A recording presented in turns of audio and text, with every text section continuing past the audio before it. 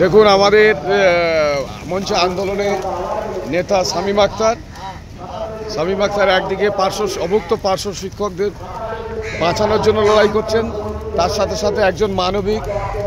এবং দেখুন, সেই পবিত্র বিকাশ ভবনের পথচারীদের মতন করে বিকাশ ভবনের ফুটপাতে পায়রার করতালিতে পক্ষীদের তাদেরকে দুমুঠো খাইয়ে দিচ্ছেন। এক মহৎ কী বলবো, মহৎ কাজ।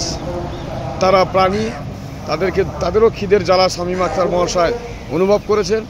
আমি এই পাখিদের খাওয়ানোর পিছনে একজন ধর্মপ্রাণ মানুষ হিসাবে এবং বাস্তব জীবনে পেশাগত এবং আর্থিক দুরস্থ ক্ষুধার্ত মানুষের লড়াইয়ের একজন নেতৃত্ব হিসাবে আপনাকে কিছু বলার জন্য আমি আহ্বান করছি। আসলে ক্ষুধার রাজ্যে পৃথিবী গদ্যময়, একদম আর কিছু বলার নেই। এরাও খেতে চায়, আমরাও খেতে চাই। এরা আন্দোলন করার মতো জায়গা নেই, এরা আমাদের কাছে আসছে, আমরা এটা যদি না দিই। কিন্তু আপনি একটা জিনিস দেখছেন, এরা কত ঐক্যবদ্ধ। আমরা কিন্তু ঐক্যবদ্ধ।